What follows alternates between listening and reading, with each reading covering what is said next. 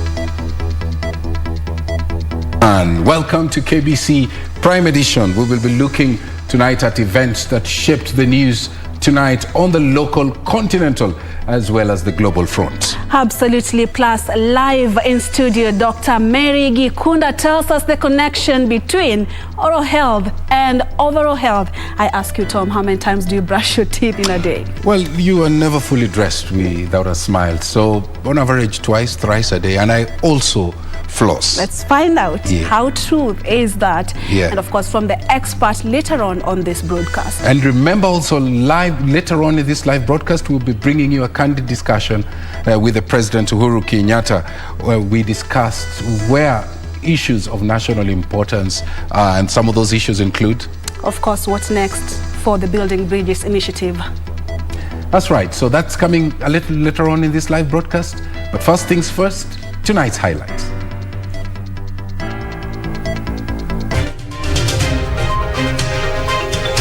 I am a man on a mission. I have no space to retreat, and I don't have the luxury to surrender. To ensure those who are running small businesses, they too become part of our nation. Deputy President William Ruto says he will not surrender in his quest to transform Kenya. Tribunal appointed on removal from office of Justice Mary Muthoni Gitumbi on medical grounds. If you find that things are very tough, like the way they found, will you go away like that? If you are given a duty you cannot handle, especially now we are going to elections, it's only 1 year before elections, and you don't even understand where you are coming from, obviously you'll face a challenge. So the best thing is to immediately undertake capacity building and training. And the 4 nominees to the Independent Electoral and Boundaries Commission vouch for their suitability as commissioners during vetting by Parliament. Well, thank you for joining us. My name is Mboya. Remember, later on in this live broadcast, we will be bringing you a candid discussion with President Uhuru Kenyatta on issues of national importance. I'm Purity Museo, and of course, at KBC Channel 1 News, the hashtag Prime Edition. And Wangeshi is our sign language interpreter tonight. And my Twitter handle is @Mboya24. Let's get straight to our top story tonight. Deputy President William Ruto has said that his mission to uplift the lives of millions of poor Kenyans is unstoppable. He said for a long time, ordinary Kenyans had been abused and misused by politicians in their quest for power. Ruto further maintained that the attempt to review the constitution under the Building Bridges initiative BBI was dangerous, as Beatrice Gatonyengetich now reports. Uhuru Kenyatta's remarks that those dissatisfied with his government should quit have ruffled feathers in Deputy President William Ruto's camp. The honorable thing that leaders do is to say, I disagree with the policies of this government, and therefore I wish to disassociate myself from them, and you tender your resignation. I wish this is what people would also do. Because, as they say, you can't live in a glass house and also throw stones. You're in the same house and you're also throwing stones to demolish it. Ruto, however, maintained that the attempt to review the constitution under the Building Bridges initiative was the most dangerous project in Kenya's history. Kwa wale ambao wanaona nimewakosea, naomba msamaha. Lakini nimeamua ya kwamba sina nafasi ya kurudi nyuma na sina starehe ya kusarenda. Kenya hii mpaka tuibadilishe. They were speaking at the funeral services of Maho Ward MCA Ronald Hanel Sagurani in Taveta, Taita Taveta County, and that of Sadam Galanyawa, mother to Governor Salim Mvurya in Kinango constituency, Kwale County. Ruto also took a swipe at critics of his bottom-up approach.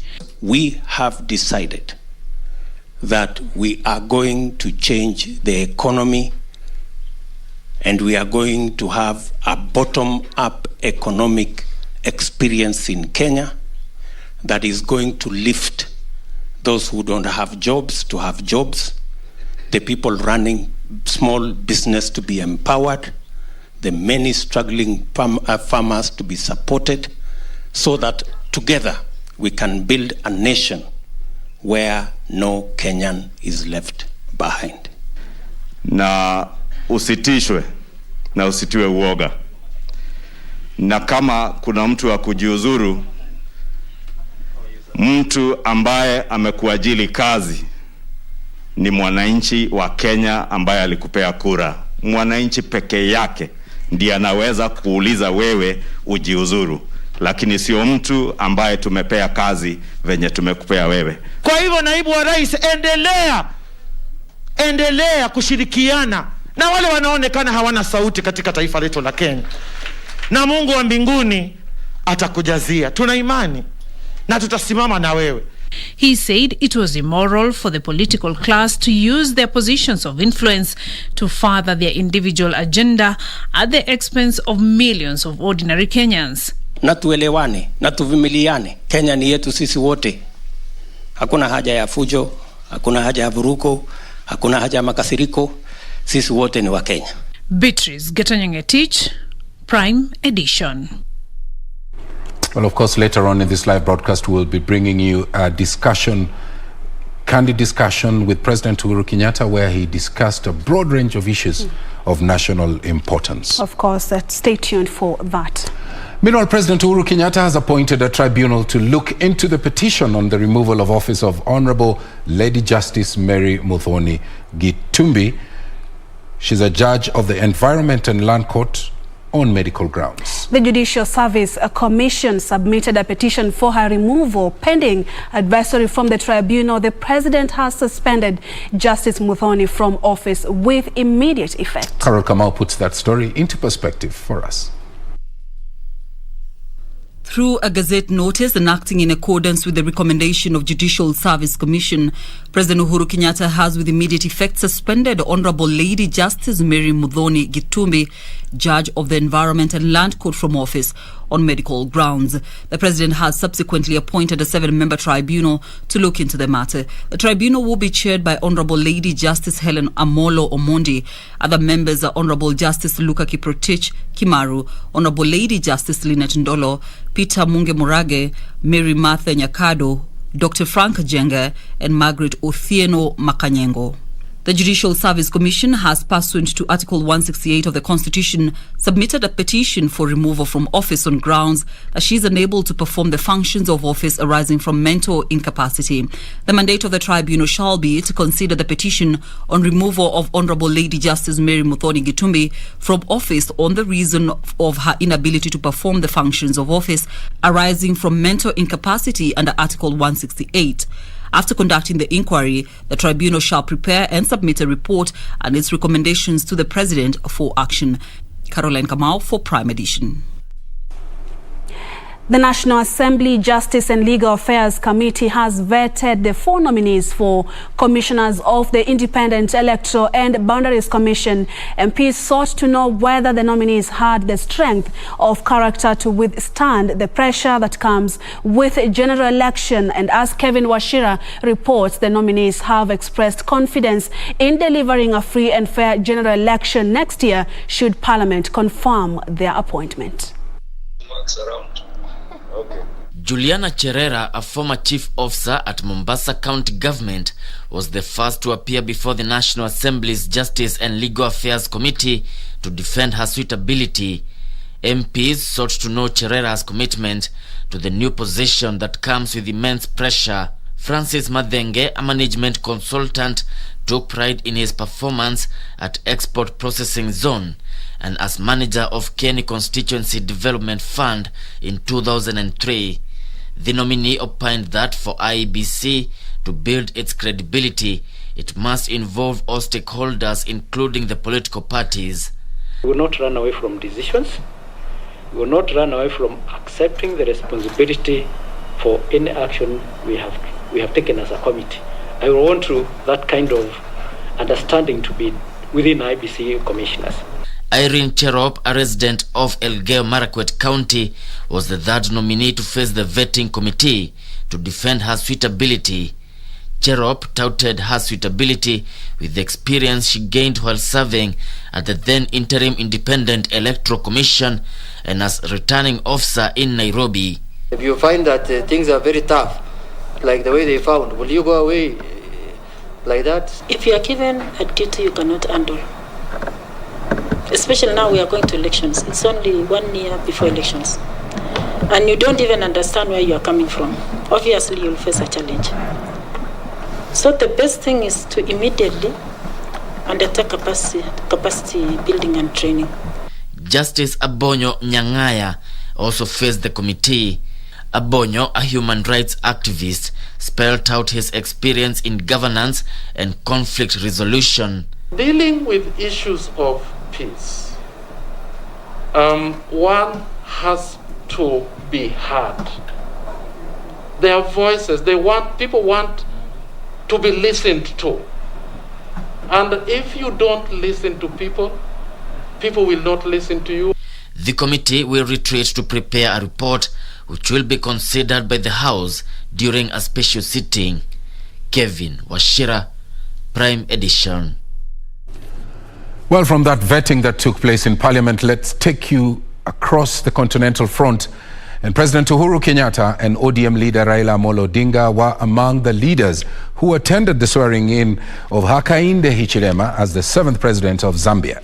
President Hichilema, who has been the opposition leader, promised investor-friendly economic policies, proper debt management, as well as ensuring that citizens enjoy freedoms as enshrined in the Constitution. The ceremony took place in Zambia's capital, Lusaka. Safina Chieng reports. President Uhuru Kenyatta, who is also the chair of the East African Community Heads of State Summit, was among 10 African heads of state who attended the swearing-in ceremony of Zambian President Hakainde Hichilema and the Vice President Mutale Nalumango on Tuesday at the National Heroes Stadium in the capital, Lusaka.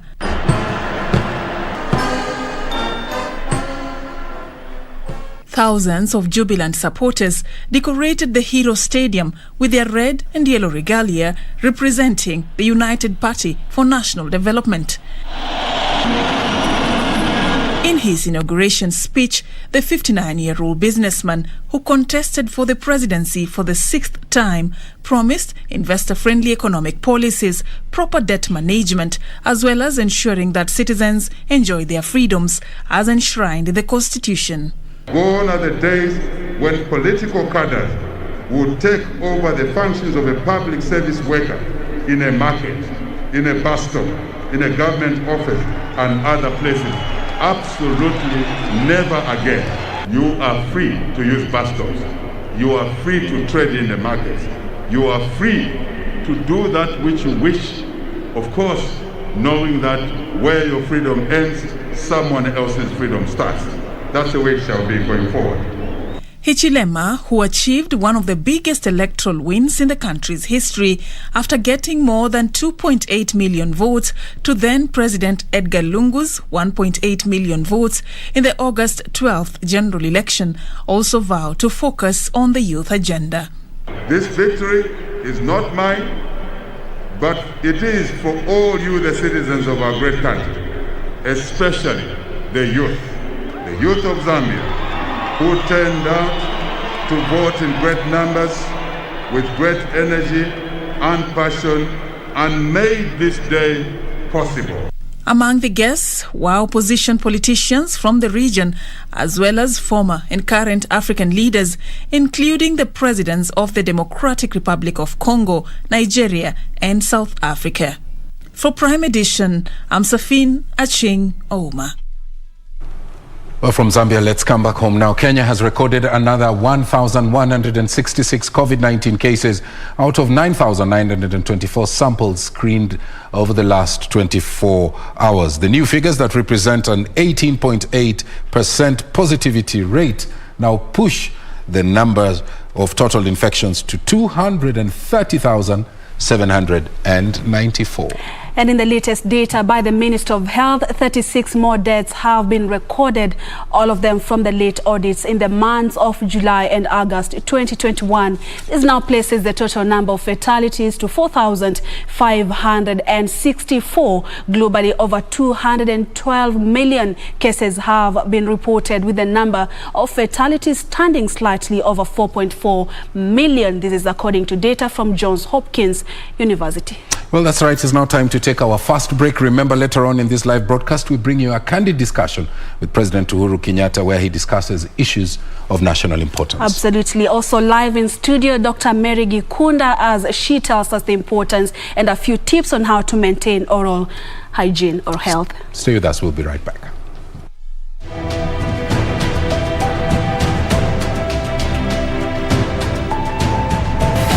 The Vice President said, you can go back there again and see the steps of development and achievement that we have made, because we mean business.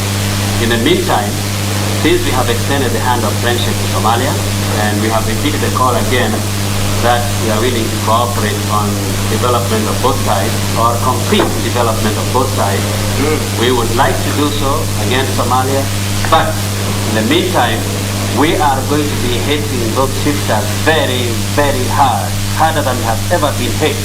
And this we are going to do, and we are going to mean business to finish it quickly so that the area can develop.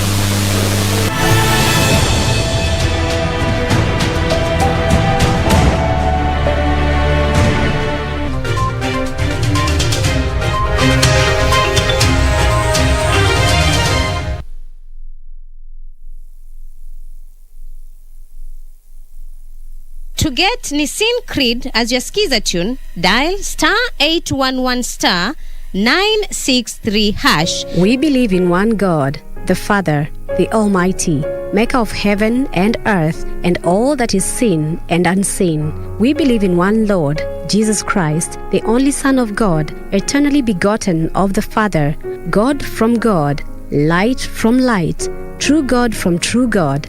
To get Nissin Creed as your skiza tune, dial *811 *963#. *811 *963#.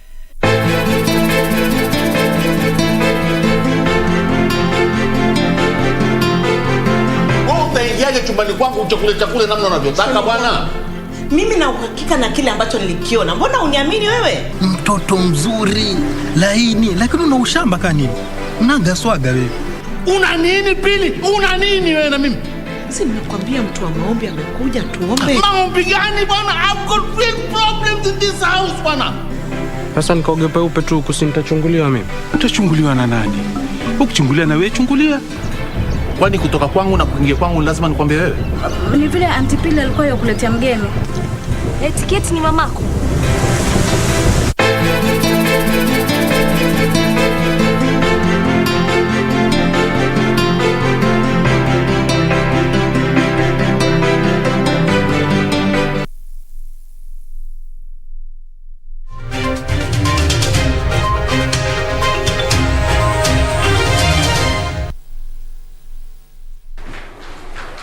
Thank you so much for joining us. And tonight, we just want to give you a few tips on how to maintain or take care of your oral health. And to help us with that discussion, we have a dental specialist and expert with us, Dr. Mary Gikunda. Thank you so much for coming. Thank you for giving me the opportunity to be here as well. Yeah, absolutely. And with COVID-19, we are being told don't touch your mouth, don't touch actually your face, which includes mouth and eyes and nose.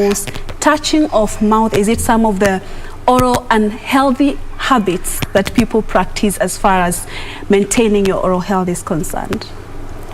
Okay, well, the mouth stands as a highway for the COVID-19 causing virus, the coronavirus, and it's caused by it's transmitted through the aerosols. That means the mouth, the saliva, the airway secretions, and therefore touching the mouth definitely, and then touching the surface after that means you're likely to spread the virus. Now, the oral hygiene.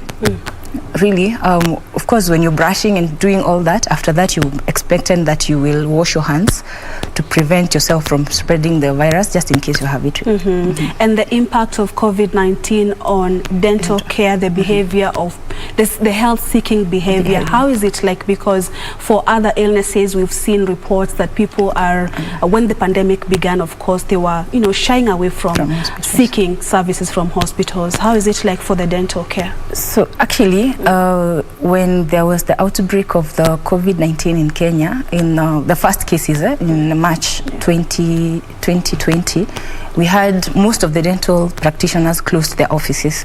So simply we had a period of like 3 months where there were no patients being treated by dentists because people were quite scared.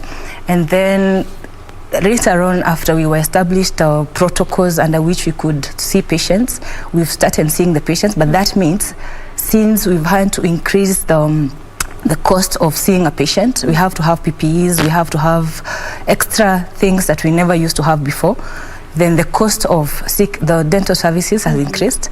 And on the other hand, now that's on the dentist part. At the same time, if, for example, a patient comes to practice right now, and they need a service and they have a cough or a sneeze, definitely you reschedule them for another day. You want the cough or the sneezing to go down fast. Now, on the patient side, the dental care seeking behaviors. Now, remember, dental services are not cheap. They are quite pricey. So the economic impact of the COVID-19 disease, we've had people being laid off from their workplaces, breadwinners have died. Sometimes when they die, they leave very large bills. And this means, now for these families, they have to make a decision. Is it food, clothing and shelter, or the dental services, which to some people now at some point looks like a luxury, which is not. On the other hand, there's also the mental illness, the impact of the COVID-19. So most of these mental health issues, people end up neglecting themselves. So we end up with poor dental hygiene as well. And why, let me ask you about the cost of treatment. The global burden of diseases, our study estimate that about 3.5 billion people around the world suffer from one of the oral health related complications or diseases that will be taking us through. But seeking these services here I don't know whether it's here in Kenya only, it's an expensive affair. Maybe why is this so? Okay, first of all, training a dentist is not cheap, it's expensive. Number two, like in public healthcare, you realize the government here has invested in the public healthcare, but you'll find quite a couple of things are missing here and there. So the services are not really quite very good in public hospitals. Now, in private, for you to really provide good services, you have to invest into expensive equipment and technology. So definitely that translates to somebody having to pay for those prices. And so, of course, once it's expensive, somebody has to weigh into whether it's a priority. And then, of course, lack of know-how, people's ignorance about the value of good dental health. These are study by the International Agency for Research on Cancer, that cancers of the lip and oral cavity are among the 15 common cancers worldwide, with nearly 180,000 deaths each year. So this means that something could go wrong if, you know, oral hygiene is not really taken care of, or if you're not taking care of your oral hygiene. Maybe you can tell us in general, what does oral health really involve? Is it just brushing your teeth, or there's more to it? Now, oral health, there's more to it, but on the part of the cancer, that part where you raised about the cancer issue, oral hygiene really does not directly contribute to cancer. There are other factors like smoking, binge drinking, or even alcohols, any kind of tobacco, even the ones that they put under the tongue. So those are the possible causes of the oral cancers. Now, the oral hygiene definitely is crucial. It's very necessary, and it entails, of course, the brushing your teeth, flossing. And the reason why flossing is as important, imagine your teeth have 4 surfaces. There's the surface on the outer side of the cheek, the biting surface, there is the inner surface, the side of the tongue, and there's a surface in between the teeth, as in that contacts the teeth. So you may brush all the 3 surfaces, but if you do not floss, it means the space in between the teeth is not cleaned well.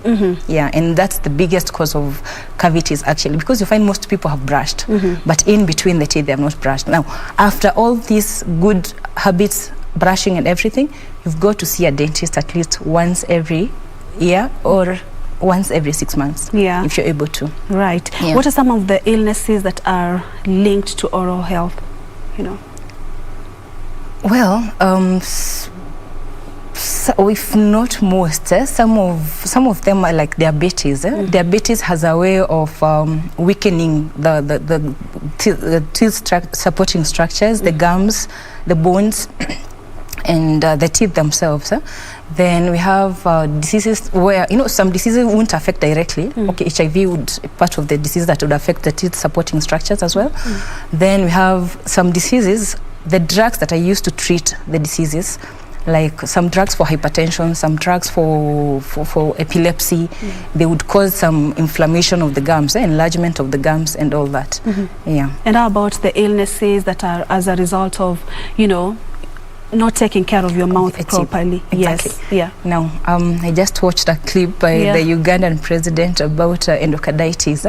So when you have a tooth that has been, you know, causing abscesses in the mouth, same case to the sore throats and the like, these bacteria can cause like some antibodies, and these antibodies can cause some autoimmune reaction in your system.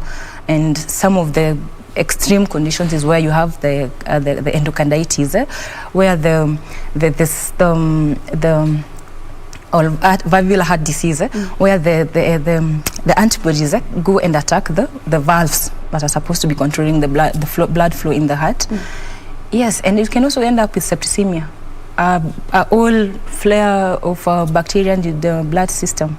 Yeah, because of them. And there are diseases like you know, tooth decay, bad breath. We have so many. Are they as a result of, you know, not taking care of your oral or proper oral hygiene? Definitely. Or what causes that? Because there are so many people who have, you know, problem to do with their teeth. They have tooth decay. They have to do extraction. Maybe you can take us through some of the possible causes for that. Is it linked to oral health? Yes, it is. Now, let me start. No, you talked about halitosis and tooth decay. So let me start with halitosis. Now, causes of halitosis. I know this is a big problem for very many people. And what is that? In the halitosis is bad breath, basically. So bad breath can come from the mouth, can come from the nose, because there's a connection between the nose and the mouth through the pharynx. It can come from the throat itself, can come from the GI. So it can really come from very many sources. Sometimes a patient presents and there is nothing basically in the mouth. So to prevent halitosis from the mouth, you brush your teeth at least 2 times a day, and if possible after every meal, floss your teeth, and once in a while you can do a mouthwash with a chlorhexidine 0.2%. Now, dental caries. Dental caries, the best way to prevent dental caries, of course, is the brushing, the brushing, flossing, and avoiding taking sugary foods as much as possible. And if you have to take some sugary stuff, let's take you've taken them at 9 a.m., you got to brush immediately. You don't take them at 9 a.m. and then you're brushing at 10 p.m. because the mouth has like over 300 species of bacteria, which are normal flora. They live in the mouth, and it's okay to have them there. Now, the moment you provide them with those fermentable carbohydrates, the sugars, basically, they digest them, and whatever they produce after the digestion is acid, and that acid is what dissolves the tooth. So basically, avoiding those sugary foods, eating healthy foods. If you have to snack on some healthy things like nuts or fruits, an apple. And what could go wrong if some of these illnesses that you've mentioned are not treated? Well, I was supposed to talk about extraction and the treatment options that are there for dental caries. Now, extraction for a tooth decay is the last option. It's not the first option. And most Kenyans definitely will go for it's a shortcut. And it's a very expensive shortcut. Now, when you have tooth decay, remember the tooth has three layers. There's the outer one, the enamel, there's the dentine, and you have the inner part, the pulp chamber. Now, the enamel doesn't grow, it's formed once, and that's it. Dentine keeps forming throughout life, and the pulp is at the center. It has the cells that make the dentine, plus now the nerves and the blood vessels, everything, the things that feed the tooth. So now, if you have a cavity within the outer layer, enamel, that one you do a simple filling. If you have a cavity going all the way to dentine, then you can still do a simple filling, but it's a more complicated process. Now, if the cavity goes all the way to the pulp, we have two options. Either do a root canal treatment on the tooth, which is basically removing the nerves and the blood vessels. The tooth is left dead, but at least it's taking its place in the mouth. And then after the root canal, you have to do a crown on the tooth because the tooth is brittle, breaks easily. Now, if it's within dentine and enamel, you can do a simple filling and get away with it. This is the advantage now of doing regular dental checks. If a cavity is within enamel, the outer layer, the outermost layer, you will not feel any pain, no sensitivity, no pain. So it's only a dentist who can pick that for you. If it's within dentine, the sensitivity takes you to the dentist. If it's in the pulp, it's a sleepless night that takes you to the dentist. So basically, doing regular dental checks, very crucial. When brushing your teeth, some people will experience bleeding of their gums. Is it normal? Is it something that you need to see a doctor about? Now, if you're brushing hard and causing trauma, then it's possible. There's nothing wrong with it. You just need to do small circular motions. Don't do back and forth motions. Small circular motions, of course, gently. It's not like you're scrubbing a pavement. Then, if you have this bleeding that even with some mild pressure with your finger you're bleeding, it means there is something we call gingivitis or periodontal disease, and definitely that needs treatment. And that's one of the biggest causes of halitosis, including some stuff you see on teeth, greenish, sometimes black, sometimes yellow. Actually, after somebody is done brushing their teeth, if you pass your tongue around your teeth, they should feel smooth. If they feel rough, it means you've not removed all the food particles. Now, over time, those food particles that have been there over time, they calcify. Remember, saliva has some calcium in it. So it just gets incorporated into the food particles and becomes hard, stone-like. So it's only a dentist who can clean that out. And are there complications if these illnesses are left untreated? And you can answer that with the connection, because they say there's a connection between oral health and your overall health as a person. Yes, definitely. First of all, if you have halitosis, trust you me, it becomes bad for your social life. Quite something, bad breath. Bad breath. Bad breath becomes an issue for your social life. And if you have these bacteria concentrated in the mouths for too long, actually at some point patients come with pockets of pus around the gum, and that's not healthy. We say these bacteria can end up causing some heart conditions, can end up causing abscesses that can even spread to the brain sometimes. They can end up causing you septicemia, where the bacteria has just multiplied in the body and it's a dangerous situation. So yes, leaving the conditions untreated can lead to problems, major problems. And there are some local problems as well, not just systemic, where people end up with bone necrosis, like a whole section of a bone undergoes necrosis and it's dead, and complicates the treatment much further. So treating early, very crucial. Very important. We are winding up now, but please leave us with a few tips on how to protect our oral health. All right, so point number 1, you have to brush your teeth at least twice a day, in the morning and before you sleep. Brushing at night is more crucial than brushing in the morning. Reason being, at night when you're going to sleep, the saliva washes your mouth. So during the day you're talking, the saliva production is higher, you're eating, you're in activity, so saliva production is high, so you're washing off the food particles as much. Now, at night, you're sleeping. Everything is stagnant. There's no saliva flowing much. So bacteria are most active at night. Now, most people think brushing in the morning is more important.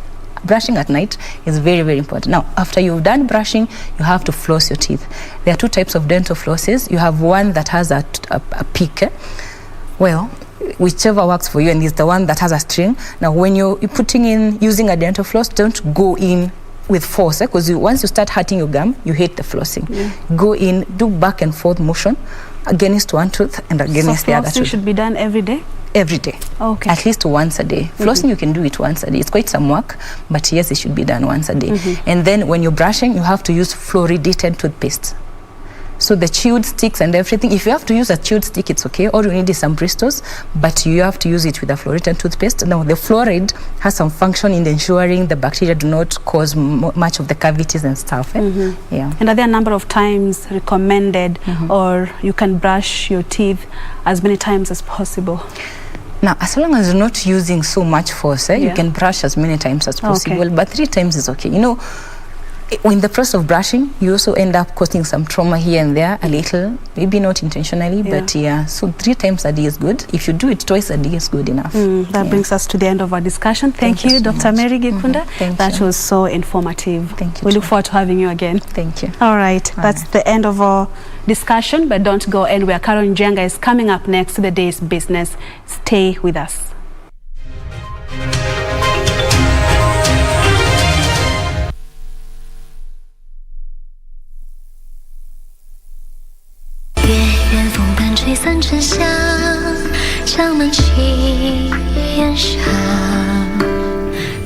So what has caused this plague? Most importantly, our current treatment for this plague is ineffective. You don't need to say this. I helped you out of pity. Don't you think it's far too late to apologize? Aren't you good at medicine? Cure me now! Don't go! We're still brothers, right? You can't go and let me die? Lee, once we're back, I'll put you right into prison. Because that's the place where the likes of you ought to always stay. You dare steal the throne from me in your dreams.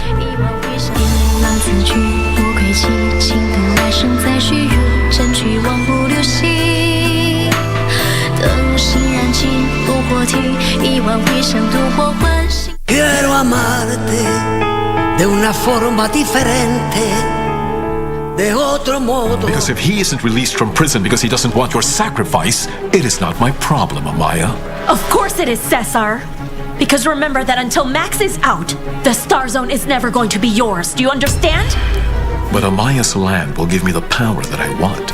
Supremacy over all of you. Forget about it. You and I are not going to make a deal. He's going to have a big surprise when he finds out that the Star Zone doesn't only belong to you. Wait, I don't get it. If it doesn't belong to me, to whom else? As far as I know, Valeria and I are the only living relatives of Florencio Martinez. Quiero amarte de una forma diferente, de otro modo, nunca igual al de otra gente.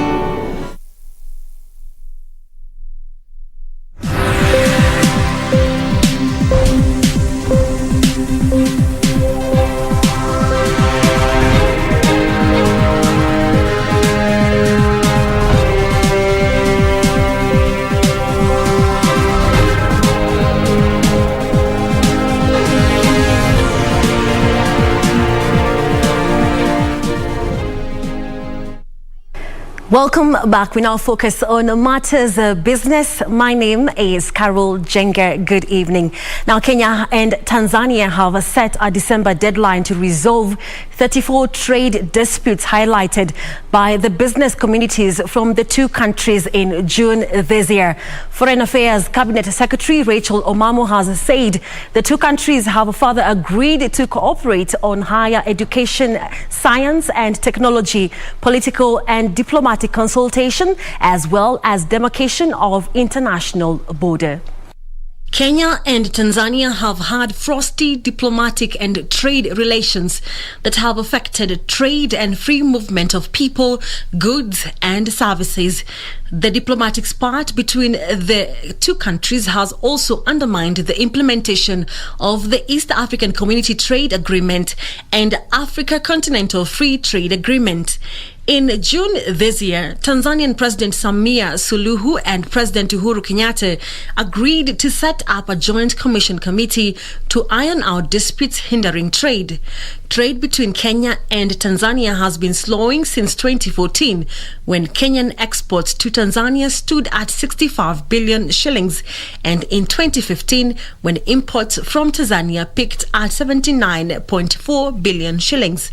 The two countries have engaged in a tit-for-tat tax war that has made cross-border trade untenable. Foreign Affairs Cabinet Secretary Rachel Omamo says Kenya and Tanzania have agreed to eliminate and resolve some trade disputes. During the fourth session of the Joint Commission for Cooperation, Kenya and Tanzania deliberated on how to unlock barriers preventing trade between the two East African nations. For looking at our relationship in the broadest sense, seeing its potential, seeing its value, and seeing its necessity for peace and prosperity in our region. We also agreed that we need to do more, to work very closely to improve implementation of our agreed areas. The two countries have agreed to resolve 30 out of 64 challenges facing bilateral relations and hampering trade by December this year. Really a broad array of issues that were discussed.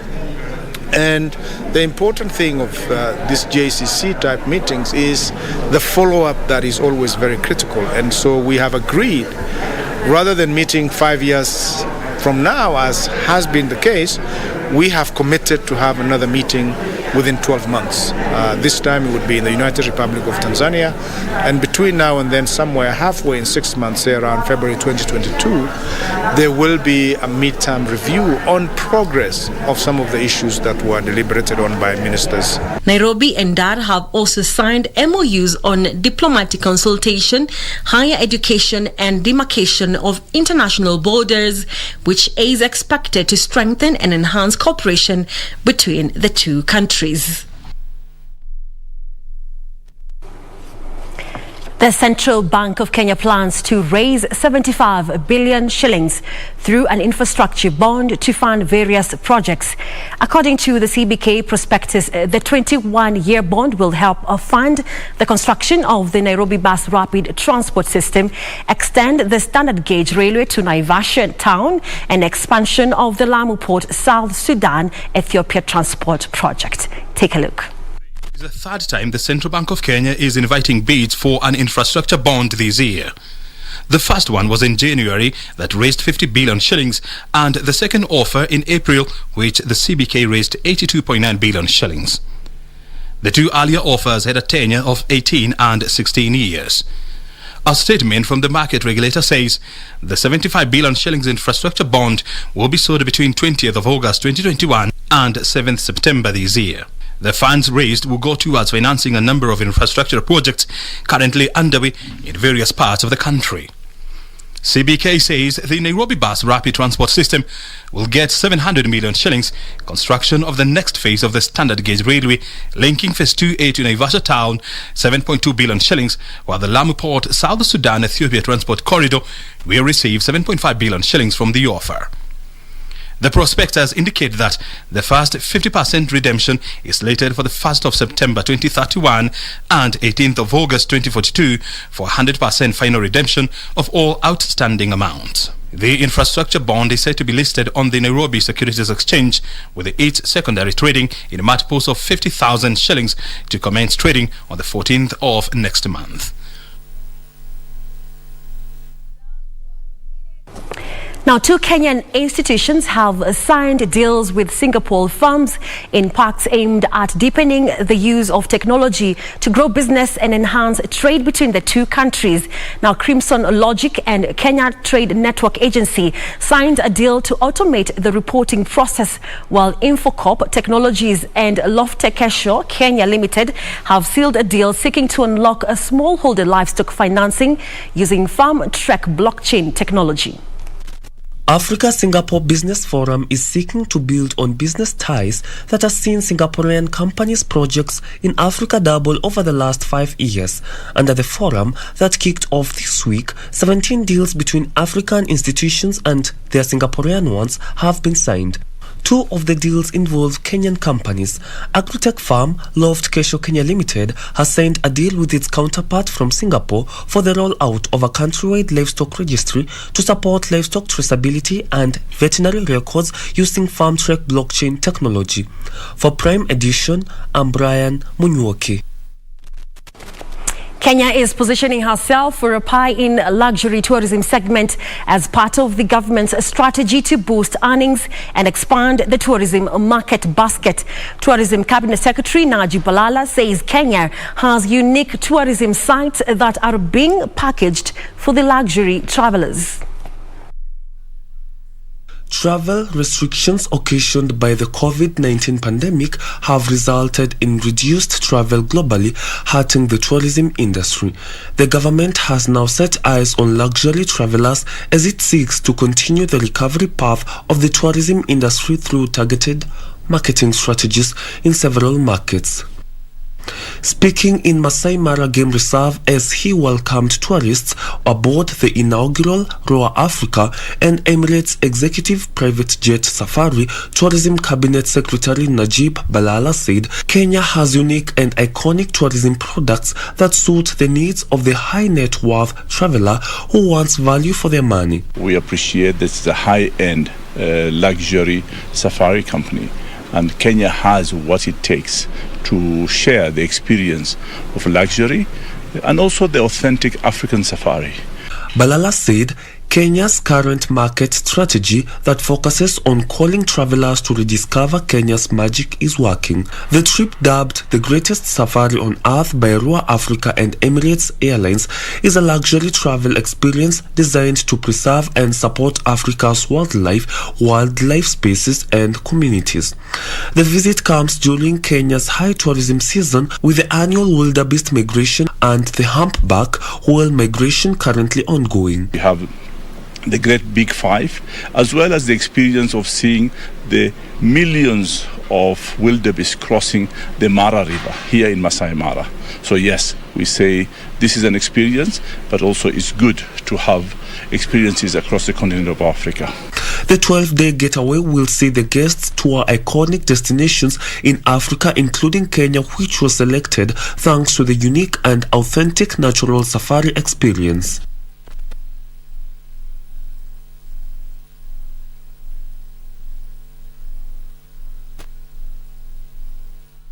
Well, now manufacturers want the government to iron out policy inconsistencies and relook at the taxation regime. Now, KAM, that is the Kenya Association of Manufacturers, say double taxation and unfair operating regime has raised the cost of production in the country, making Kenya less competitive in the region. Do look out for that story in our subsequent bulletins. And that is how we wrap up business news tonight. My name is Carol Jenger. Have a good night. Richard Munga is coming up next with the sports.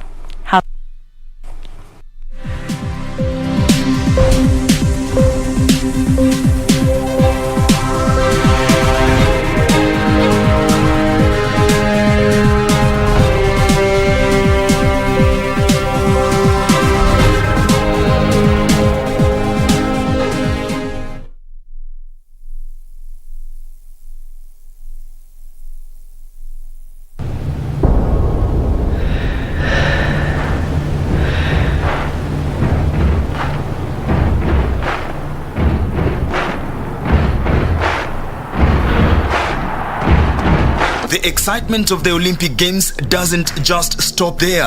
As the biggest para-sports event, the 2020 Paralympic Games gets underway from the 24th of August to the 5th of September in Tokyo, Japan. So, get ready to be inspired by these sportsmen and women with outstanding abilities, and look out for Team Kenya too in their quest for glory by watching all the highlights daily on KBC Channel 1, your true sports partner.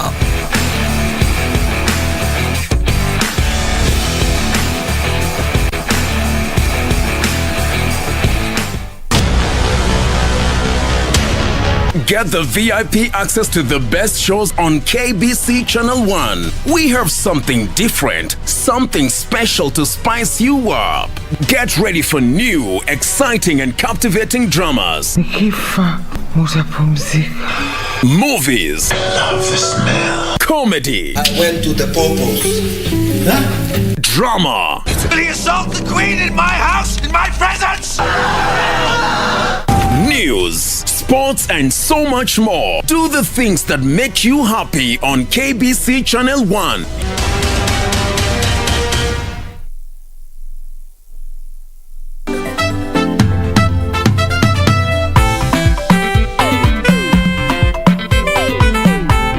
Will you focus, you cabbage face? This kind of speech is for those who use their brains. You, on the other hand, could use water and soap. Guys! Julia and Vala, I've eaten all the food. Now we are going to die in the jungle. Will you keep your voice down? You know, I had no plan of going out like this, just so you know. And Julia, just know you're the worst planner in the history of planning. What is your problem, eh? Why can't you just enjoy the trip like the rest of us? We might have taken the wrong van. Whose van is this? I'm feeling the music in the air. Classmates, every Saturday on KBC.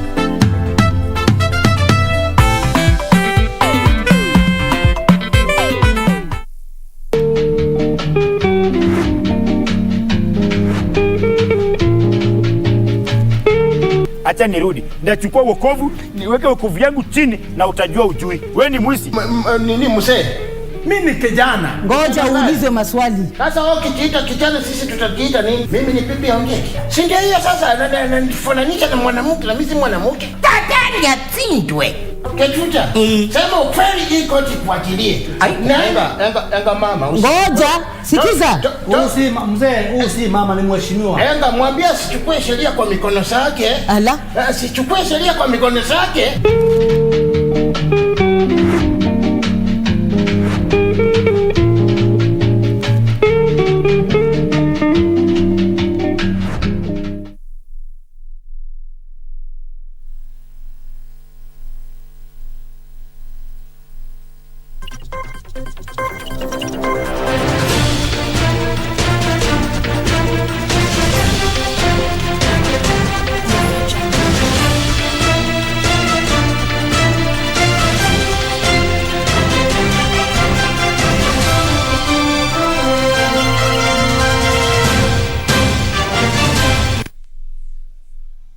Well, good evening. I'm Richard Munga with the day's sports. Now, the Tokyo Paralympic Games officially opened today following a spectacular opening ceremony held at the Tokyo National Stadium. The Games opened following a one-year postponement following global outbreak of the coronavirus. Kenya is among 163 countries taking part in the 16th edition of the Games that are set to run from August 24th, that is tomorrow, up until the 5th of September. Delayed by a year because of the pandemic and with supporters unable to attend apart from a small number of school children, this will be a different games to any previous edition. But not only do organizers want top-level competition, they also want the games to play a big part in making Japanese society more inclusive.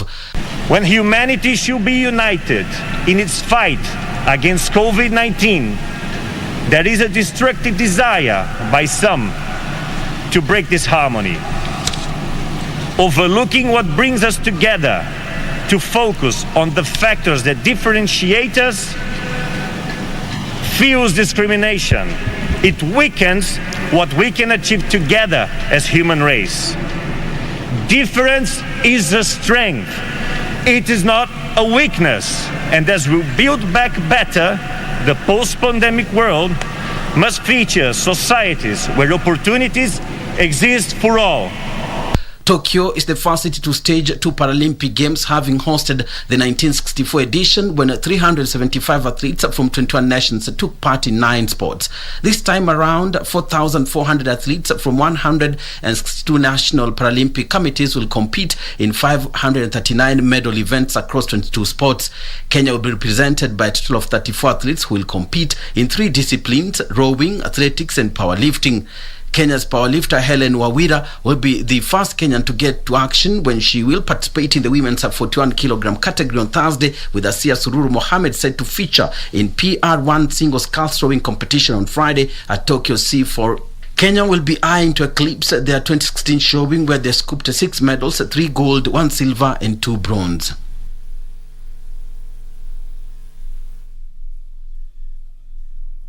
Such a beautiful ceremony indeed, and as always, KBC, your true sports partner, brought that event live to you earlier today. And starting tomorrow, we shall be having daily highlights of the 2020 Tokyo Paralympic Games at night. So do keep an eye out for that. Now, Helen Wawira is confident of securing Kenya's first gold medal when the Tokyo Paralympic Games kick off in Japan. After missing out on gold at the World Cup, Wawira believes her extensive training with coach Lena Mareta and team manager Joseph Ocheng will enable her achieve a target of lifting up to 100 kgs in the powerlifting 41 kgs and above category. Lone powerlifter at this year's Paralympic Games in Tokyo, Japan, Helen Wawira Kariuki, this morning wound up her training at the Tokyo International Forum Center. Wawira, who arrived in Tokyo on Sunday under a strong technical bench led by Lena Nyaboke Marita, exuded confidence of making Kenya proud. Kwanza, before nifike huku kidogo nilikuwa na tension, but jana venye niliingia huku training nilisikia tu nimejawa na confident ingine. Sijaipata confident kama hiyo. So niko tayari kwa hii mashindano. This morning, the coaches were doing the last stretches on her training program, patching up the gaps to ensure she's ready for her competition, as confirms head coach Lena Marita, who is also the treasurer of Kenya National Paralympic Committee. Matayarisho imekuwa mzuri. Venye tuliingia camp, tunashukuru serikali na Ministry ya Sport kutuweka kampu mapema. Hii imetusaidia sana na tuko na matumaini. Other members on the bench include team manager Joseph Ocheng and loader David Waore. Helen Wawira will be the first Kenyan athlete to enter the pitch on Thursday during the powerlifting event that is scheduled to take place at 1 p.m. Tokyo time. Reporting from Tokyo, Japan, this is Elina Shiveka.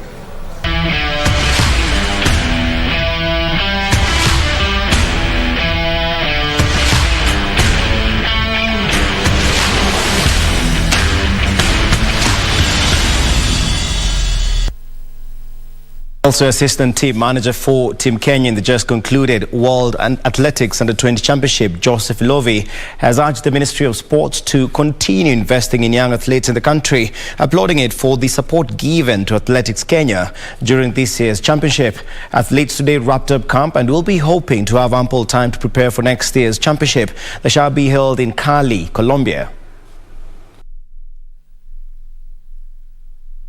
Assistant Team Kenya manager Joseph Lovi has hailed athletes who took part in the just concluded Under-20 Athletics Championships, promising Kenyans that Athletics Kenya will conduct a thorough recruitment of junior athletes who will be mandated with retaining Kenya's title during next year's edition. Kupata dhahabu 8 na silver 1 na bronze 7 haijawahi patikana. Hata katika michezo ya Under-20 sijui kama ulimwenguni kuna timu nyingine ambayo imewahi kufanya kama vile tulifanya. Meanwhile, some of this year's participants are set to compete in senior championships starting next season. Among them, Vincent Keter, who won Kenya a gold medal in the 1500 meters race, clocking a time of 3 minutes 37.24 seconds. Na train 2019, nikakuja 2019 mwezi wa 2018 mwezi wa 10 nika miss ya Tembere Finland. Nikakimbia ya Africa Ivory Coast, nikaleta gold. Alafu 2020 nikaanza kwenda Madam League. On their part, 5,000 meters champion Benson Kiplangat and 10,000 meters walk race gold medalist Harrison Wanyonyi have vowed to restore Kenya's lost glory in their respective races. Next step, I will continue to train hard for the next Olympics, and then God willing, I will be a world champion or a Olympic gold medalist. That is my dream. The next edition of the World Athletics Under-20 Championship will be held in Cali, Colombia next year. Now, Michael Ngene Wanjiko, an administrator at Kenya Golf Union, is the scholarship award winner of the Dream Together Masters Program 2021 to 2023. This will be the first time a Kenyan will be taking part in the program that has been running for 8 years. With most programs having resumed after the COVID pandemic interruption, the National Olympics Committee of Kenya, NOC, is keen to seek more of such opportunities, and more will be rolled out in the coming months. So something we try to canvas is something we just place as it is and is considered on its own merit. So we must say Mike has qualified based on the experience he has obtained working, the knowledge, the education, everything he has done, and therefore we want to congratulate you for being awarded that scholarship. Ours is just to do the ceremonial bit. I'm happy for the opportunity that I got. I'm also happy for all the support that I've received from ANOC, from KGU, from NOC, from my family. It's really, I'm happy and delighted to get this opportunity where I can manage to give more impact to the society when I come back. What you can get from Korea, for example, what they've done as a country, especially for women golf and junior golf, would like to learn from that and grow this game. It is our aim as the Kenya Golf Union to have a golfer taking part in the Olympics in 2028. Yeah, so we have to start with the young ones, and they have to get the ranking to get to that level where they can actually compete at the Olympics. Well, that's all the time we had for sport tonight, but visit KBC, www.kbc.co.ke on the sports category for more of the stories that we had for you tonight, as well as other sports updates. I'm Richard Munga. Do have a good night, but don't go too far. Purity Museo and Mboya will be back shortly.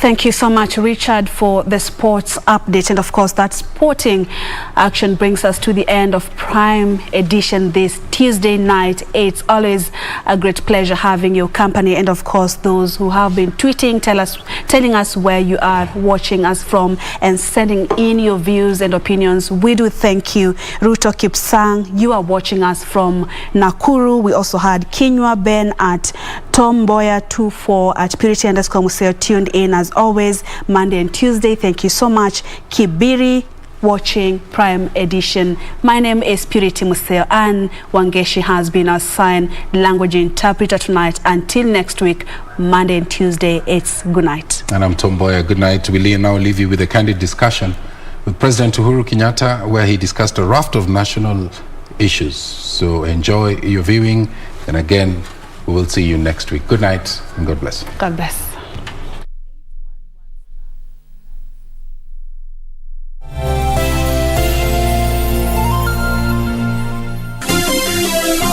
Vera Beauty College. Vera Beauty and Fashion College, with branches in Nairobi, Eldoret, Thika and Meru. Did you know that we are a TVET approved institution? We offer courses in fashion design, interior design in soft furnishing, event decoration, flower arrangement, event planning, hairdressing, barbering and dreadlocks, beauty therapy, makeup, nail technology, spa massages, teaching skills, TOT, solo business management, and many more. Register now and visit our website on www.verabeautycollege.com.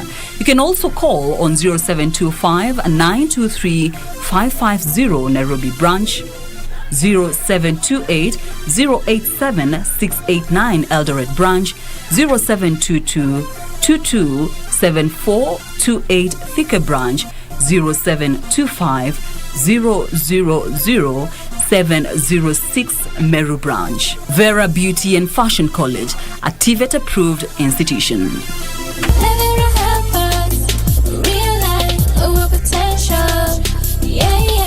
Pata mtumaini Mungu kama skiza tune, bonyeza *811 *815#. Mtumaini Mwenyezi Mungu kwa moyo wako wote, wala usitegemee akili zako mwenyewe. Umtambue Mungu katika kila ufanyalo, naye atazinyosha njia zako.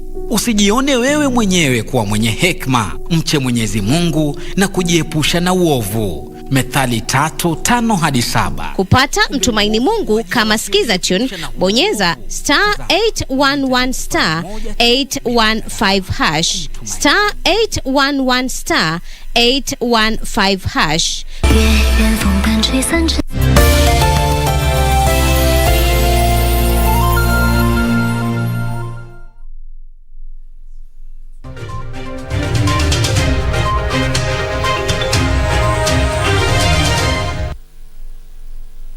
I'm glad how you started, Mutuma, because it is correct, and I'm glad you still recognize the fact that the handshake did bring a level of tranquility into this republic after the 2017 elections.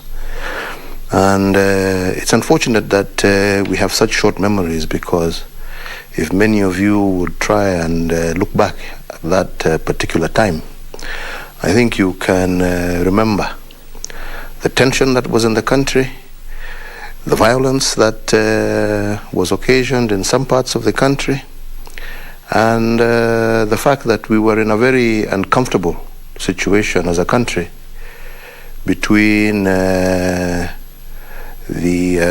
election, both elections, and actually all the way through till January. And it was upon seeing a possibility of another crisis erupting similar to the one that we saw in 2007, I decided that this country doesn't deserve that. And I thought, and I took it upon myself to reach out to those who were opposing the election and led by the Honorable Raila Odinga. And I said, we need to engage, because at the end of the day, we are both citizens of this republic. Whatever our personal feelings or views or those of our supporters may be, we have a responsibility as leaders to ensure that this country does not find itself in a similar situation. And as I have said severally, again, people forget that it was a very difficult time. I mean, he wasn't willing. I was also very cagey because of the situation, the way it was. But at the end of the day, we were able to talk. And through those discussions, we were able actually to get to some underlying issues that have plagued this country for a long time.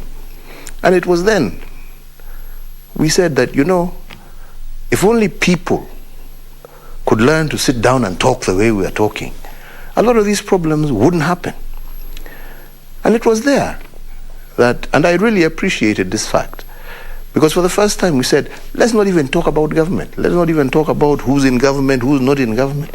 Let us talk about these underlying factors. Let us actually come together and say, how can we deal with these issues to ensure that going forward, Kenya will never find itself ever again in this kind of a situation. And we started discussing those underlying factors. And that is what led to what we called our 9-point issues that we ourselves thought that led to the handshake. And that led to say, we will work together on these fundamental issues that we share as Kenyans, as two Kenyan leaders. And we decided then, let us expand this. Because, after all, there are also other leaders. And that's why we also brought others on board, including some of those, unfortunately, who, for short-term political reasons, are opposed to this particular process, were brought on board. And we said, let us discuss these issues. Why do we consistently have this issue? And one of the issues we figured out that is still very pertinent even to me was the fact that people feel that if one side wins, another side loses. So we felt we've got to come up with a situation where nobody loses. And what does that mean? It means two primary issues: equity and inclusivity. And how can we handle these? But we also said, let us go out also into the country and hear. There are probably other issues. Young people was another issue, because there is growing frustration also about, in and amongst our young people. How do we also bring them on board, cater for their... Let's get their opinions. Let's hear what they have to say. And that actually was the foundation of what today we call BBI. A process that was meant to be inclusive, that was inclusive. I've actually never seen a more inclusive process, save for the process, again led by Raila Odinga and the Honorable Mwai Kibaki, former president, that led to the Constitution of 2021. That sought to put all these issues across, and then said, if we rectified these issues, we would then be in a position to say, okay, let's go for an election and have the best of hope that what we have seen in the past, starting all the way from when we started multi-party politics and the violence that we see in elections, the divisions that we see in the country, the ethnic animosity that we see in the country, that if we started dealing with some of these issues, maybe some of this thing would dissipate. That was what BBI was supposed to represent. And it is most unfortunate, like I keep saying, that people have forgotten why we were looking at this, and for short-term political gain have decided to deny Kenyans of what is legitimately in their interest. Because let me ask, one of the things that we used to talk about and we used to say, when you have a situation, if you go into our informal settlements and you go into a lot of these other areas, why do you have such tension? Why do you have such poverty? Then you get and you find out, because it is both about representation, but it is also about resources. Because when we introduced CDF, we also touched to the constituency. So when you have an honorable member of parliament receiving 100 million shillings and another one receiving 100 million shillings, one is distributing 100 million shillings to 50,000 people. Another is distributing 100 million shillings to 1 million people. Is that equity? Is that child in Mathare or Kibera, will he ever have an opportunity ever of going to university if the highest bursary he can ever receive is 5,000 shillings? And we said, if we don't deal with some of these issues, people will consistently feel pent up. And that is why we said, let us actually focus ourselves on this. Let us do it. It was not about who was going to be president, who was not going to be president. How many times have I told you people, I am very grateful to the Almighty God and the people of Kenya for the opportunity they've given me. I am more than happy to serve out my term and finish my program. But I also believe that this is part of my agenda, to be able to bring people together and to be able to ensure that we have a peaceful, stable, united country. And that is why I was very keen on this. Unfortunately, the courts have ruled the way they have ruled, and I believe that they have been highly misguided in that process. Unfortunately, we have had politicians, like I'm saying, for short-term political gains, who have deviated from why we wanted the BBI to it being an issue of competition. And I don't know why, because all of these people, I mean, I was hearing some people say, this BBI is to propel Raila Odinga. Raila Odinga declared his presidency with or without BBI, and he's still on the ticket. BBI has nothing to do with his candidacy. BBI has nothing to do with Uhuru wanting to continue, because there is no clause in BBI that says that the incumbent president is going to continue for another 10 years. There is no clause. This is all propaganda and hype that is built around to poison the people's minds and to deviate them from looking at the real facts. Because at the end of the day, who are the people who suffer when we have these political problems? It is not the elite, it is the masses. Who are the people who are denied resources when we don't deal with these issues of inequity? It is the people, not the elite. But somehow now, you will now want to blame poverty on that class as opposed to that class. Instead of dealing with the fundamental root cause of the problem, which is providing resources, giving opportunities to every Kenyan equally and fairly, you want to now make it an us versus them because it's an easy campaign platform, right? To propel an individual to victory as opposed to dealing with the underlying problem facing a nation. So, ladies and gentlemen, all I can say is it is unfortunate. I am a person who has always respected the rule of law. I always told you, and even when they said, Uko, that we are going to take, I said when I was vying for my very first time, that regardless of whether I'm chosen by or elected or not elected, I will still obey the International Criminal Court. I don't speak what I don't mean. You have seen, I proved myself. I was elected, and I still appeared because I believe in the rule of law. When they went out and they said my election was null and void, I accepted, moved on. And even this one, I will accept and move on. I don't agree with it because I believe we have denied Kenyans their resources. We have denied Kenyans equity. We have denied funds to go mashinani through the ward fund, which to me is actually a much more equitable way of ensuring mtoto wa mashinani ameweza kupata elimu ya university kuliko CDF. All right? So this is what Kenyans have lost. I, Uhuru, have not lost anything. Just the feeling of sadness that we could actually, for political reasons, deny our own people something that would have not only improved their lives and livelihoods, but made Kenya that much more a cohesive society. So in terms of where do we go from here? Well, I'm not the only proponent of these changes. I will not give up. I always believe that one must fight for those things that he believes in. Whether in office or out of office, I will continue to fight and advocate for those things that I believe in.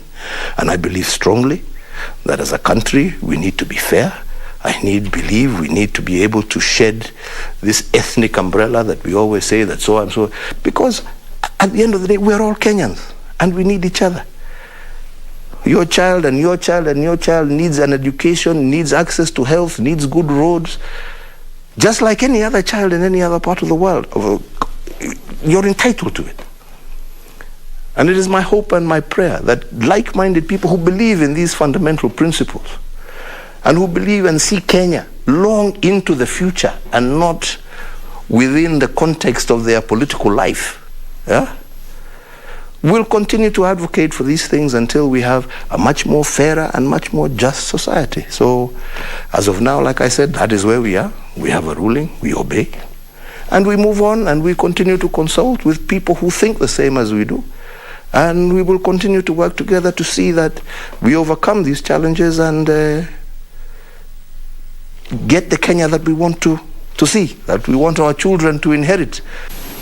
Is there one that you think is best suited? I won't ask who, but is there one that you have found who has the qualities? It is not my duty, nor is it my responsibility to tell people or to tell Kenyans how or where they should vote. But it is my duty to remind Kenyans that they need to look at who they vote for and why they are voting for that particular person. And like I'm saying, it is unfortunate that within and amongst us, there are those who will sacrifice interest over personal political agendas. And I believe these are the things that Kenyans need to look for. But at the end of the day, It is not for me to dictate to Kenyans who to elect. It is for Kenyans to decide what is in their best interest.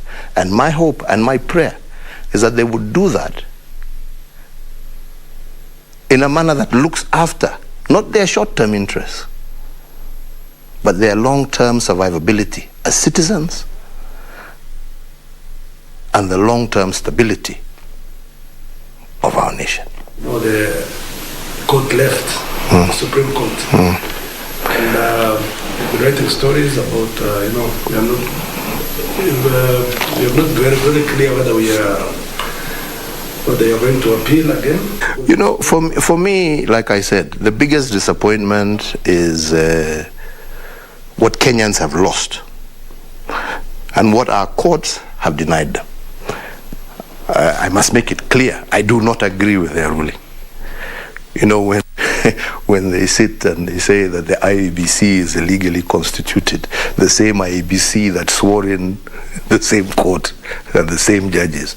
When they say IEBC was not properly constituted, the same IEBC that has conducted 27 by-elections, and we have not heard anybody say that there is a problem with those elections. You know, I have a lot of problems with it. But equally at the same time, like I'm saying, it is not my baby alone. This is the people's baby. And it is the people themselves who will decide. And there are others, like I said, like-minded, and we will continue to consult. But I personally have no interest in continuing an unnecessary court battle. Because like I said, it is not about this thing being done when I'm president or when I'm not president, but it is the question of whether the principle and the issues that we're talking about are just and right. And if they are, they will happen now. And if they don't happen now, they will happen tomorrow. And we will continue to advocate and to fight for those things because we believe in them. And we believe it is what this country needs, right? And that is why, and I repeat again, I will continue to also work with like-minded leaders to say, how are we going to ensure that this which we were trying to put together doesn't get lost? And we will find the best way forward, be it now, be it tomorrow, be it wherever. The point are the issues just? Are they right? And if they are, then as well-meaning individuals, we must continue to fight for them, however long they take, because that is what is going to be required to get the country that we all are desirous to see. A peaceful, stable, secure, prosperous nation that is inclusive. We're having a very, very interesting scenario in the relationship with the deputy, and there is the whole agitation around it. There are people who think that probably it's not right to criticize the government the same way, we're still in the office. But what takes it further is the fact that you're still in office and you're making this, maybe throwing tantrum and stuff from a government facility, from a government position, enjoying all the perks, but criticizing and being very critical on all these other things that come from a government which you're part of. Would you think, or it would be a good idea probably to, I know it's not probably part of the agenda, but it would be nice for you if probably this person stepped out and then they can probably... Let me frame it this way. I mean, in any decent civilized society where people disagree, yeah, all right, the honorable thing that leaders do is to say, I disagree with the policies of this government, and therefore I wish to disassociate myself from them, and you tender your resignation. I wish this is what people would also do, you know? Because as they say, you can't live in a glass house and also throw stones. You're in the same house and you're also throwing stones to demolish it, right? Okay?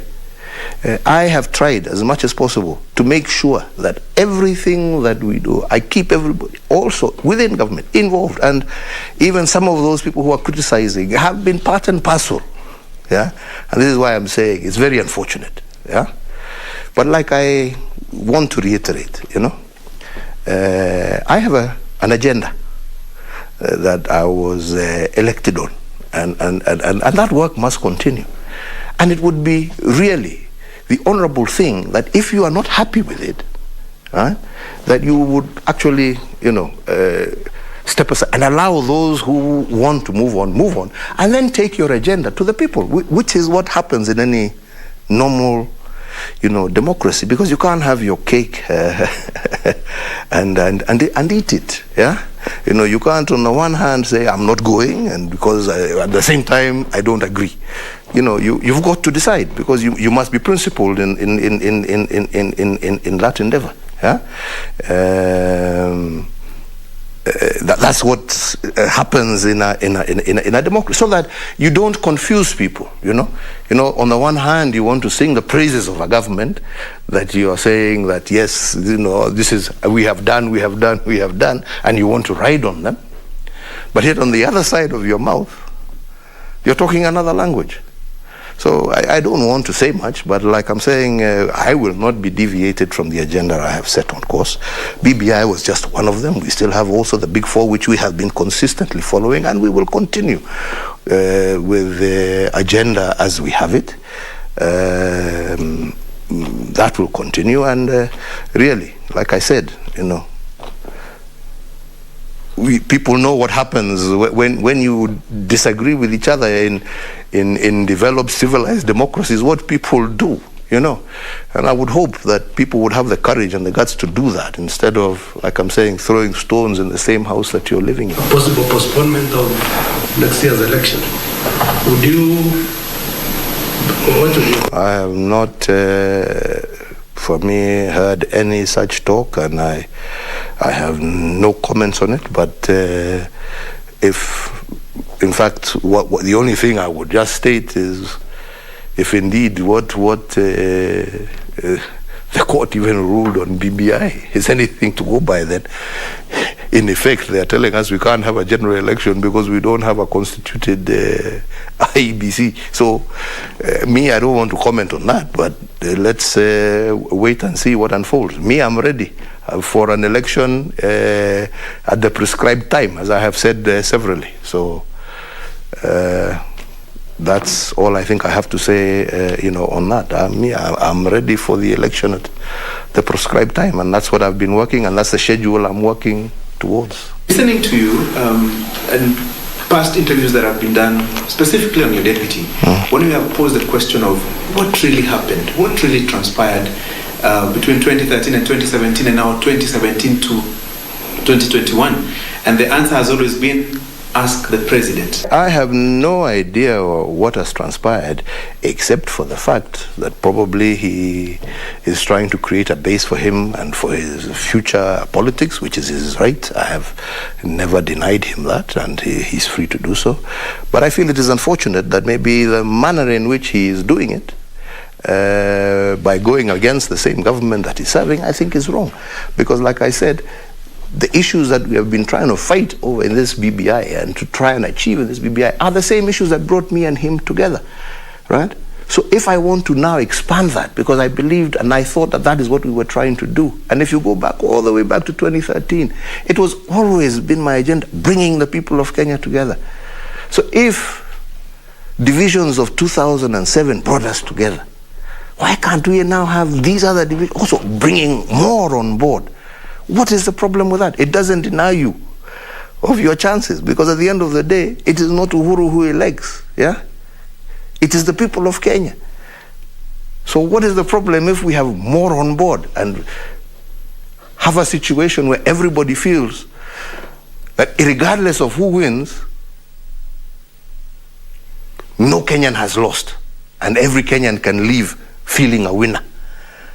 And I will continue to advocate for that, like I said, because I believe in it. I love my country. I love peace, and that's why I have been trying to get this, not because I hate somebody or I don't like somebody, but because I think it is in the best interest of this country, right? If we were able to overcome our 5-year political term without creating deep-seated animosities that continue to grow. And it's not just in this, it's in everything that I've done. I've tried to follow, that principle of trying to understand what is the problem and trying to fix it. I'll give you an example. We've consistently, it's been on the cards always, everybody, land injustices, this, or I have never fought anybody. I said, okay, we have this problem, and especially around the coast, right? So let's stop weaponizing it, and let's sit down. And I brought people, and I said, look, you Mazruis, your absentee landlords, the local leadership, come, let's sit around the table, let's find a solution to this problem. And by sitting around the table and talking, we have begun to find solutions. We are now in the process of issuing title deeds to people. Those families are no longer fighting each other. They have agreed. All of them are happy. And we're moving on. We have found solutions. That is what we did in Likoni, right? An issue that was always a political hot potato. Every election, come in, come out, people are fighting. Yeah? This is Waitiki again. We sat down with the local leadership, we sat down with the owner of the land, and we found a solution. A legal solution, and a solution that was a win-win for all the parties concerned. That has been my principle, that has been my belief, and even now, even in politics, like I say, it is not about who, but it is about whether our country win, whether our people win. And if we win, then we should all be happy. And that cannot happen if people can't engage, if we cannot open our doors and open our arms. And that is all I've done. And I will continue to do so, because I believe any responsible leader would like to leave a country better than he or she found it. And that is my intention. Talking about opening your arms and thereafter even bringing together all the other opposition leaders, we've seen you meet them in Mombasa, here at State House Nairobi, and there's always been this feeling like you're trying to manage your succession at the exclusion of your deputy. Would that be the case? For what reason? If he were to embrace this process that we were, the only reason because he's been how you don't call somebody who is against what you're trying to do. He has been opposed to it. For what reason, I don't know, but he has been opposed to it. Those meetings have not been about selecting a candidate. It's by saying, what is it that we agree? Do we agree on this? How do we birth this baby? Yeah, that we are all believing in, right? Nobody wants to leave anybody out, because at the end of the day, like I'm saying, if we can actually come together and find people of common mind who want to push a particular agenda, then you have to do it, right? But you can't bring on board who is opposed and literally doesn't want to see it happen. And I fail to understand, because you've been part of the process. It would have been wonderful had we all walked together as Kenyans, right? That's what we did even when we went to Bomas. Didn't we all say, let us come together, right? But then all of a sudden people are, we don't want it, we don't want it, we don't want it, we don't want it. So, you can't force somebody something that somebody doesn't want down their throat. That's also not democratic. Yeah, you have to allow democracy to prevail, right? And like I'm saying, even on this issue, democracy is what will prevail. People will decide for themselves which way they wish to go. I will never, never, never regret anything I told you, anything that brings peace and solutions. I will always be there. And I will do it again and again. And I will reach out even to more, right? Because for me, like I said, it is about not this political cycle. It is about that Kenya that will be there long after all of us are nowhere in positions of influence. And I want to be remembered that at least, I may not succeed, but at least I try to do something. And I try to do the right thing at the right time. It's clear that the economy is becoming a big point of conversation. That's why you're having all this talk about bottom up, bottom down, top down. Could we just get your view on what the state of the economy is, what are the pain points in there, what's going well for us, and the road you would want to point to your successor as we continue into the future? Well, I think the first thing, first and foremost, we must all acknowledge that we've had a very difficult 2 years, and this is not just Kenya. It's a global, it's a global phenomenon occasioned by this plague that has hit us, a plague that has necessitated, a slowdown of the global economy, and this we have seen, and therefore, I must admit that I am not where I would have preferred to be under normal circumstances had we been in a position to continue our agenda, because we had started to see our tourism was picking up. We had started to see our agriculture picking up. We had started to see our financial sector picking up. We were putting in a lot of money into all these small and medium enterprises with a view, of trying to see how we can ensure that they become proper job creators and stable, what you call the juakali sector, the informal sector. We were working to see how to formalize it. In fact, some of the issues even in BBI itself were trying to address themselves to some of those issues. How to give our young people, interest-free loans, right, and guaranteeing them both in law and constitution, so that they can begin their startups and their small businesses. This was the direction that we headed in. Unfortunately, like I said, COVID has hit us, but we are still trying to keep our eye on the ball. And that's why we have come up with some of these interventions, like Kazi Mtaani, amongst others. These are interventions that we brought on board, right, to help cushion our people from the effects of COVID. But ultimately, it is the long-term programs. It is getting the road infrastructure so that, a honey farmer in Kitui can bring his product to market. This issue of inaccessibility. This is the whole agenda against electrifying our country, right? When I took over, only 32% of Kenyans had power. Today, as we speak, 78% of Kenyans have power. Getting power to the people, right?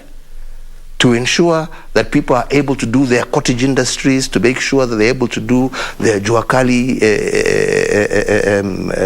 businesses in their respective areas. This is creating opportunity at the grassroots level. This is why we're very keen to see even more resources going down to the grassroots level and less being controlled from the central government. Because the more resources you're able to push out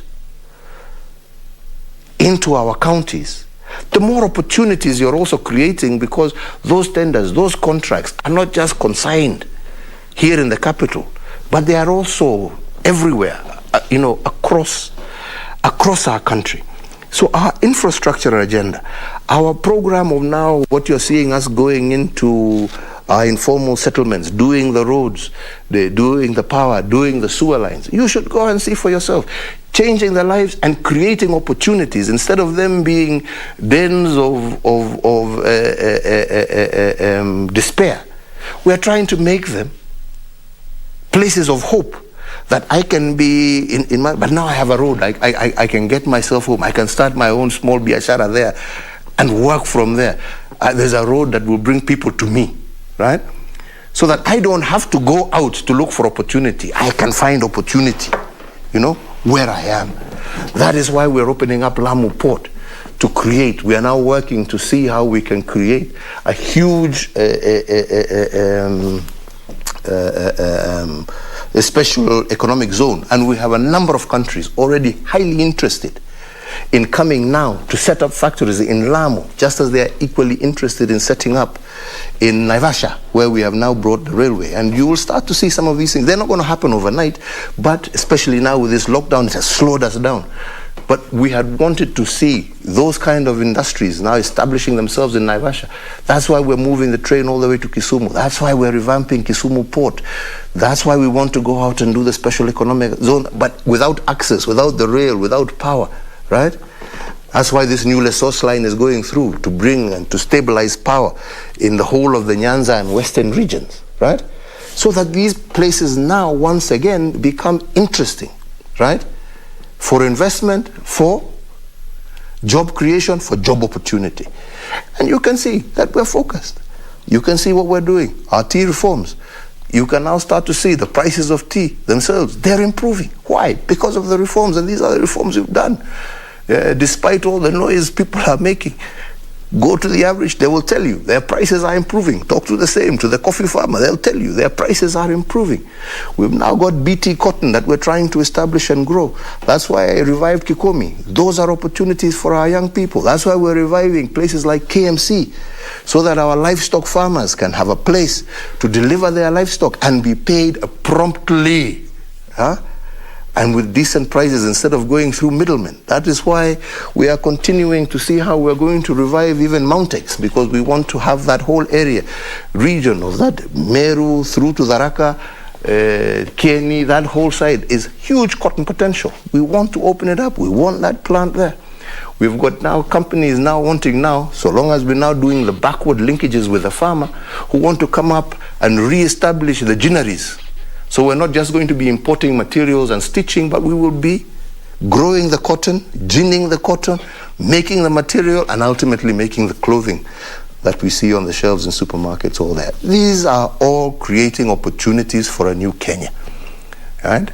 That is what we're doing out there in Konza. Go and see what is happening at Konza. We are creating that infrastructure to create our silicon, or as we are calling it, our silicon savannah, right?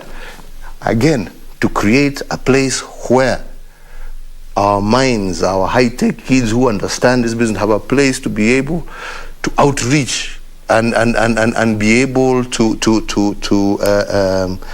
take advantage with all the necessary infrastructure around them. Our 5G, as we've been pushing as a government to ensure we license these people to bring 5G, so that in your industry, our cartoonists, everybody has the opportunity to have the right kind of infrastructure ready for these young, talented people who are artists and creatives, to be able to have an opportunity to put their talent to good use, but also to create jobs for their fellow young people. So this is the general direction. And that's why I said, for our people, what they want is to be given opportunity, not handouts, right? They want to be given a chance to make the best of who they are and what they are. And that you can only do by creating the infrastructure, by creating the tools that are necessary, right, to enable them to get those jobs. Not through promising handouts or, you get this and you get that. Nothing comes from nothing.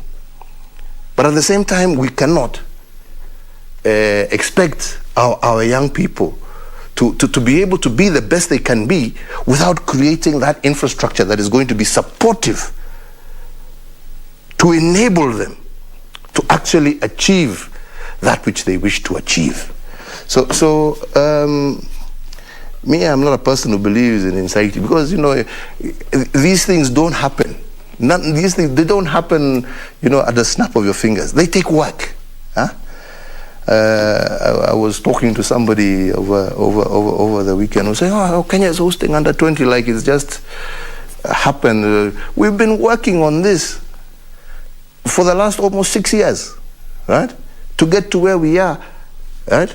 And this is also just a stopover, so that by 2025 we can actually host the first African country to host World Athletics, the championships. We'll be the first African country, and I believe our bid will be successful. But it is because of all the steps that have gone on previously. It's not that you just wake up in the morning and it happens.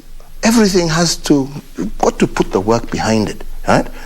And like I said, we are now going through very difficult times, especially because all these COVID issues have slowed down a lot of the programs and plans that we had.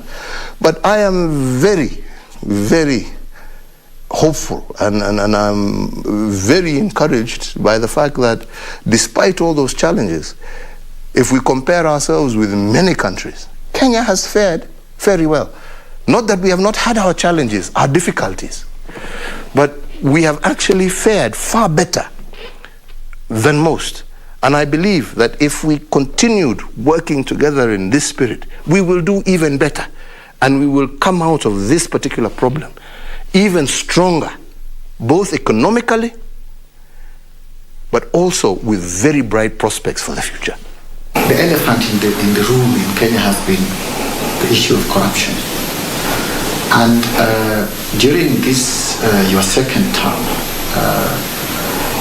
you came out up front very clearly on the fight against corruption. I'm wondering, as you near the end of your term, when you look back and the status where we are now, what's your view? I will say that we as a government have done the best that we can. And even if you actually look at the situation as it exists, new cases of corruption these days are few and very far between, if you look at it over the years. The key problem that we have today is not tackling corruption as much as handling the corruption cases that are still pending. And I believe, because this is the only thing that now will prove to the world and to Kenyans that we are serious.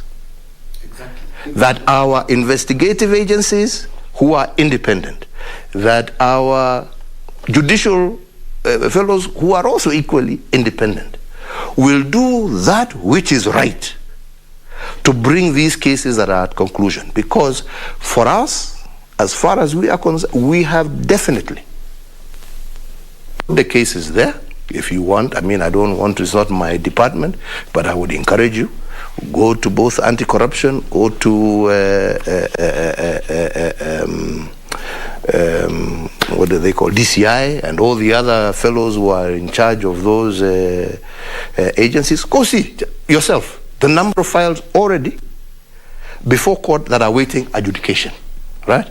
My hope and my prayer is that these can be adjudicated in the shortest possible time, because the ultimate weapon against ensuring that our fight against corruption succeeds is conviction. And that is out of my hands. That is in the hands of other independent institutions who, as you have seen, you cannot say that I am biased or I am objecting to them. When they rule already against me, they have ruled against my own election. They have ruled twice against something that I have been pushing. So you can't say I'm the one who's holding them back. Tell them, do your job. Kenyans are waiting for you to do your job quickly and bring these. And I'm quite excited because when I watched the new CJ, when she was giving her first statement, when she was sworn in, and she said that was going to be her number one agenda. I hope and pray for her. Yeah? And I believe many Kenyans are waiting to see whether that promise she made us will be delivered. Clearly yourself has been accused of weaponizing the war against corruption. If anybody has a case against, and they can claim and show that I have weaponized or I have used any agency to look after so and so, let them say. All right? All right? In this process, many of you will know from the first time to now, I have lost people very close to me, yeah, who I was forced to ask to step down, right? Okay? Because of the cases that were before them. I have no intention, right? I know what it feels like to be wrongly victimized, like I was done when I was taken to The Hague. I was wrongly victimized. But I stood my ground, like I promised, and I said, and I went before them, and I faced my accuser, and I proved, and I was proved innocent. So rather than people try to find this or this or this. I have no such intention. Go to your accuser, go before the courts of law, right? Prove your innocence. If I'm as happy as you are, why should we want an innocent person prosecuted? For what? For what benefit? Yeah? Yeah? Just like you, Ashuri, if you have a case against, go take it to court, take the evidence where it's supposed to go, and let the people go ahead with what they need to do. Yeah? But don't always, this is what I'm saying, these short-term political gains, something happens to you, it is because I spoke against the president. The president wants to. My friend, this is not that Kenya of the 80s and 90s, my friend. This is a new Kenya, right? These institutions are independent. These same people are. I may appoint them. They are vetted by the National Assembly. Those powers are not such as they used to be. So let us be practical. Let us be frank. Yeah. Kila mtu abebe mzigo wake. Usiende kuwekelea mwenzako. Wewe kama umekuwa hata mimi nimewekelewa. Yeah? Right? Mimi sikuenda kulia kusema sijui ni nani. Mimi nasema basi nikaenda nikajitetea na nikajiondoa. Sasa hata wewe jamani, badala ya kwenda kutafuta ati ni hii. Kama umesemekana umefanya, siuende uoneshe hujafanya. Yeah? Kwa nini ulete siasa duni? The balance that your government is making in managing this pandemic vis-a-vis the economy, lives versus the economy and livelihoods. I will never, just as in the scenario that we were talking about, the country as a whole, when we were talking about political violence and all of those things, I have seen, and I will never do anything that, in my view, will jeopardize the life of a Kenyan. A life of a Kenyan is greater than anything else. Let us withstand the challenges and be alive. We shall overcome those challenges tomorrow. But a life lost today shall never be recovered. So my focus, and it will continue to be my focus, is to ensure that I protect and I safeguard the lives of the people of Kenya. That is the thrust and the core of the oath I took when I swore to take over this office. Because COVID is a very serious problem. In what has happened in other places in India and the US and all that. So far, I think we have gotten off rather lightly for whatever reason, maybe constitution, maybe we are a lot healthier than we expected. There are two major issues. For us to be able to weather this storm and open our economy and proceed in the way we plan to proceed with our lives, we need vaccines. Absolutely. And the vaccines have two issues. One is the supply. Correct. But the supply just isn't there. And also maybe the second one being a growing skepticism among certain people towards vaccines. What would you say to those who, where the vaccine is available, they are going to take it? And what would you say about the question of supply? Are we looking forward to stronger, better supply of vaccines? I will go this way and first of all say that my position on that has been very clear, and both as I had the opportunity, being a member of the Bureau of the African Union in the year of COVID. So I was part and parcel, together with my colleagues from DRC, South Africa, Egypt, in how we were working together with Africa CDC and others in this fight against COVID. And for the first time, and this is on record, Africa together has never been more prepared to face a pandemic than we were to face this particular challenge. We had worked it all the way through, including well before vaccines were actually called to be safe, created the COVAX facility, working with our development partners. But the one thing, and we were ready to roll out vaccines as soon as they became available. We had actually already contracted the Serum Institute of India, right? that was supposed to have been the main supplier, and it was said because they had the largest facility, to main supplier of COVAX, which was going to be the instrument of making sure that Africa was on the front line of receiving vaccines as soon as they became available.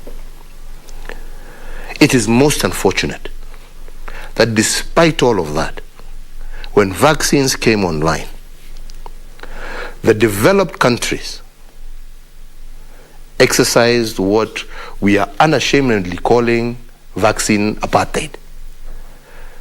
Because despite all the arrangements and agreements that we had in place, vaccine nationalism came into effect. They decided to hoard and to look after themselves and ignore the rest of the world. It was a double blow for us on the African continent, because on top of that, the facility that had been contracted to supply us, India itself, that was part of us, said they were no longer going to be supplying until they supply their own people when they are hit with the second wave. So we were left stranded, right? Despite the fact that we had never been better prepared, despite the fact that we had put our resources, mobilized all the resources that were necessary to begin immediate rollout. So, where are we and where are we going from here? We are still in that fight of ensuring. And we're now looking forward with South Africa now coming on board. We are working on getting our form and fill facility here in Kenya, but South Africa already has theirs on board. We are hopefully now going to start getting a steady supply of our own vaccine, and hopefully we may be a month or 2 months late, but be able to meet our 10 million target of the most vulnerable, which will be a key indicator for us now fully opening up the economy, and we're hoping to achieve that in the shortest possible time. But Mutuma, as you have said, it is based on availability. Everything that we're getting, we are pushing out. Yeah? And we have said vaccine is going to be free because we want to ensure that there is no element or capacity of people taking advantage of this shortfall, yeah, for making deals here and there. Vaccines will be made available to all our citizens across board freely. I think the second point that you raised, Mutuma, is about those who are hesitant. We are not going to force anybody. It will be your decision whether you want to take or not. But I truly would encourage, especially those who are in that most vulnerable bracket, those 50 or even 45 and above, those with comorbidities, that it is essential that you be vaccinated. And I will appeal to all those. I think we have now enough research done, yeah, that has actually proved that these vaccines are actually helping as opposed to harming, right? And therefore, I really call upon my fellow Kenyans, as the vaccines become available, and I reiterate again, especially for that more vulnerable group, it is important, yeah, that we trust the science and we get vaccinated, because available evidence is showing that those who are vaccinated are resisting and are surviving better, especially within that bracket, than those who remain unvaccinated. And you can even see that in some of these countries that are hoarding, instead of, they're already even talking about vaccinating children and others. Right? This is so. Like I'm saying, we will not force anybody, Mutoma, right? But we will continue to encourage all to to be vaccinated as the best protection that an individual can have to prevent yourselves from contracting a COVID.